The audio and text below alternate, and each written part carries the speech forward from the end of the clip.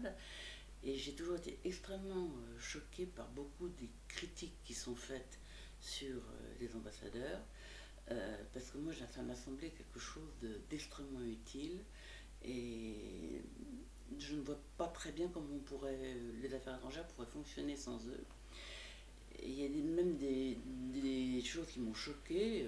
Bon, il y a quelques années, j'avais été interviewée par un journaliste qui a passé 2 heures avec moi, et quand il m'a quitté, il m'a dit: Madame, je ne tiendrai pas compte de tout ce que vous m'avez dit, parce que ce qui m'intéresse, c'est ce qui est polémique, et vous n'êtes pas assez polémique sur le sujet. Et j'ai trouvé que ça était un parti pris, disons, contre le système affaires étrangères, qui m'a semblé tout à fait choquant. Et quand je suis revenue au CNRS, je me suis dit que j'allais travailler sur ce sujet. Il y a des postes qui sont beaucoup plus sensibles que d'autres et qui permettent une influence beaucoup plus réelle que d'autres. Donc il y a une hiérarchie des postes qui du reste fluctuante, parce que certains pays deviennent sensibles à certains moments, ne le sont pas à d'autres. Et puis la diplomatie bilatérale cède un peu le pas à la diplomatie multilatérale. Il est évident que le poste, par exemple, à l'Union européenne est extrêmement important, ou celui de représentant permanent à l'ONU. Bon, d'abord donc le pays, et puis ensuite il y a l'observation, parce que l'ambassadeur, c'est dans un sens lui qui fait la réalité politique, qui saisit les problèmes et qui, disons, sélectionne ceux qui lui semblent le plus importants. Dans certains cas, ça peut être vraiment tout à fait définitif quand il attire l'attention de son pays sur un point particulier. Et puis il y a aussi, disons, tout ce qui se passe au niveau des négociations. Alors ça, c'est surtout pour le multilatéral. Une négociation, forcément, il y a des moments de liberté.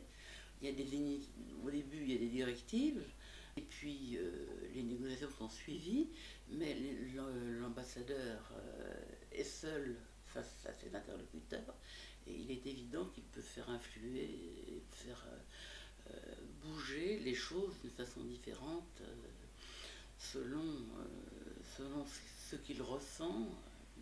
Et puis en fait, en plus dans le courant, les décisions du gouvernement, c'est l'ambassadeur qui les met en œuvre. Alors, bon, quand on se penche sur par exemple sur la réalité historique, on voit que les ambassadeurs ont pu faire passer des décisions de leur gouvernement plus ou moins bien selon leur qualité personnelle et selon la façon dont ils présentaient les problèmes à leurs interlocuteurs. Il y a des sommets très variés. Il y a des sommets bilatéraux.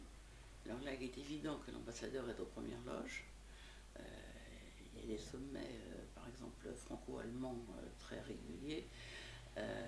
Il ne faut pas croire que c'est parce que ça se passe avec les chefs d'État, avec les ministres des Affaires étrangères, que l'ambassadeur n'a pas de travail. Il est évident que ce sont les ambassadeurs des pays concernés qui ont tout le travail de préparation. Bien sûr en contact avec les cabinets de ministres et le ministère des Affaires étrangères, mais enfin là ils ont vraiment un rôle plein. Alors les sommets internationaux, là c'est peut-être un rôle plus dilué, parce que c'est des préparations de décisions qui font intervenir beaucoup de partenaires, et les ambassadeurs préparent les dossiers, et là ils sont, disons, un travail de réseau. Il y a des toiles d'araignée qui se font entre tous les ambassadeurs, entre ambassadeurs et cabinets ministériels, entre ambassadeurs et ministères. Et là, les ambassadeurs ont un travail de base qui est peut-être moins direct, mais qui existe quand même. Il y a un service diplomatique européen, et évidemment, s'il y avait des ambassadeurs très efficaces, qui soient les représentants de l'Union européenne dans sa totalité, ça changerait beaucoup les choses. Mais on n'en est pas tout à fait là. Il n'y a pas réellement de politique, enfin, il y a une politique étrangère commune sur certains aspects, mais disons que ça laisse encore beaucoup à désirer. Et là, c'est un avenir qui est très en pointillé, et il faudrait vraiment faire un petit peu de plus de la divination que de la prospective pour arriver à savoir dans quel sens ça va évoluer.